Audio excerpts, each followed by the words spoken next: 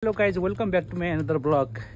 मैले आज तपाईँलाई एउटा स्पेसल ब्लग लिएर आएको छु, जुन चाहिँ जापानमा चाहिँ फ्री भएको बेला चाहिँ गर्ने काम त्यो हो पेपर बाट्ने हैन। आफ्नो कम्पनीको एडभर्टाइजमेन्टहरू यदि छ भने चाहिँ घर घरमा बाट्ने काम म अहिले गरिरहेको छु। मेरो चाहिँ टार्गेट भनेको 250 टार्गेट हो। सायद 250 टार्गेट चाहिँ म 2 घन्टामा चाहिँ सक्सेस सक्छु होला हैन। अब चाहिँ मैले चाहिँ खासमा यो फाल्ने भनेको चाहिँ अपार्टमेन्टहरू भयो है, अपार्टमेन्ट त्यस्तो जो रेसिडेन्सी घरहरूमा जो पढाइ बस्छ नि त्यस्तो घरमा मात्रै फाल्ने हो। त्यस्तो घरमा फाल्यो भने म्याक्सिममको अहिले चाहिँ फोन आउनेसम्म चाहिँ बढी भएको हुँदाखेरि चाहिँ अपार्टमेन्टमा चाहिँ फाल्न म गइरहेको छु। गाइज हेर्दै गर्नु होला।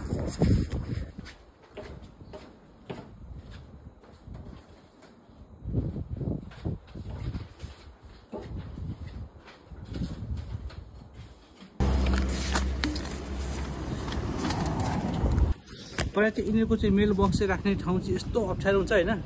नचिनेर चाहिँ कतिखेर म फर्केको पनि छु, तर कतिपय घरमा चाहिँ एकदम सजिलैसँग फाल्न पनि सकिँदैन, किनभने चाहिँ अलर्ट पनि हुँदैन होइन।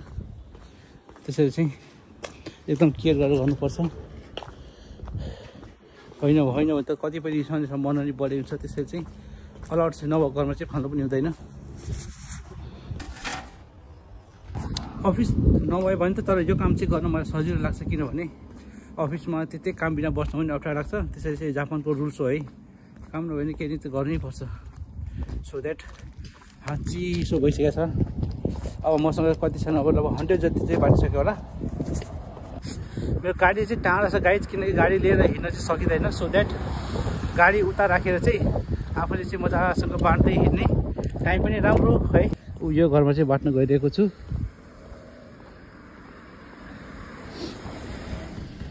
लगभग यो घरमा चाहिँ लगभग जाला नि 50 ल 20-30 माइल 20-30वटा जान्छ। 20-30वटा गयो भने मेरो चाँडो सकिन्छ र काम पनि चाँडो भएछ, टार्गेट पनि भ्याउँछ त। त्यसै टार्गेट चाहिँ हुनुपर्छ भने छैन, तर पनि है। र कसैलाई चाहिँ यो भिडियो हेरेर कसैलाई अरू बाहेक कसैलाई पार्ट टाइम केही जब चाहिएको छ भने चाहिँ मलाई तल कमेन्टमा चाहिँ लेख्नु होला है। हामीसँग थुप्रै पार्ट टाइम जबहरू खुलेको छ। म चाहिँ अहिले कोरियामाको फुकुसीमा, कोरियामा, सुकागावा है, जुनसुकै ठाउँमा पनि काम अभाइलेबल छ। त्यसैले चाहिँ यदि कसैले काम गर्ने इच्छुक हुनुहुन्छ भने चाहिँ यो भिडियो हेरेर मेसेज पनि गर्न सक्नुहुन्छ है।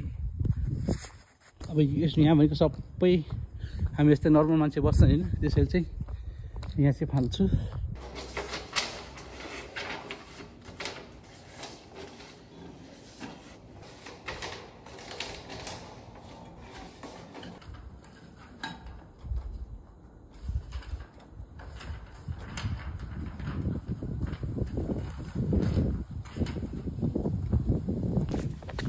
यो हामी नेपालीको इमान्दार मान्नुपर्छ होइन, किनभने चाहिँ मैले चाहिँ आज चाहिँ लगभग 300 जति पेजहरू ल्याएको छु होइन।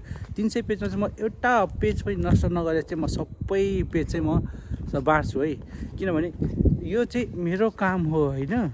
यदि मैले चाहिँ यो पेपर नबाटेर चाहिँ त्यत्तिकै मैले थन्काएर राखेँ भने पनि कसैले केही थाहा पाउँदैन।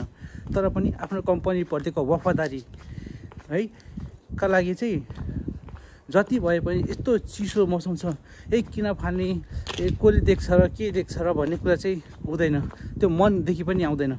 यो नेपालीको इमान्दारिता। अहिलेको टेम्परेचर चाहिँ -2 डिग्री छ, तर पनि काम नभए पनि त्यत्तिकै बस्न चाहिँ मन लाग्दैन है। इमान्दारीसँग चाहिँ हामीले चाहिँ काम गर्नुपर्छ भनेर चाहिँ है। गाइज के लाग्छ तपाईँहरूलाई, कस्तो लाग्छ है? ठुलो घरमा जस्तो अपार्टमेन्ट मानसनहरू भए है, ठुल्ठुलो घरमा चाहिँ फाल्यो भने चाहिँ खासमा चाहिँ फोन चाहिँ आउँदैन। र एउटा कुरा के भन्न चाहन्छु भने चाहिँ मेरो कम्पनी चाहिँ ट्रायम्फ हो है। यहाँ चाहिँ थुप्रै भ्याकेन्सी छ।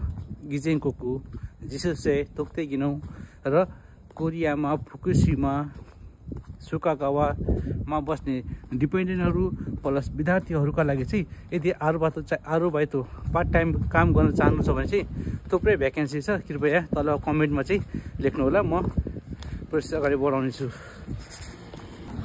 हिँड्दा कहाँ पुगे गाइस त्यो मलाई पनि थाहा छैन। अब फर्किँदाखेरि चाहिँ म्याप हेरेर फर्किनु पर्ने अवस्था छ होइन।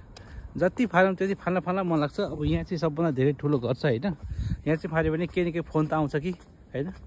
हामी चाहिँ म चाहिँ खासमा यो गाईको जुन विदेश फोरेनरको लागि मात्रै होइन कि यो चाहिँ विदेशी जापानिजको लागि पनि हो है। त्यसैले चाहिँ सबैले चाहिँ यदि काम चाहिएमा चाहिँ सम्पर्क गर्नु होला गाइज।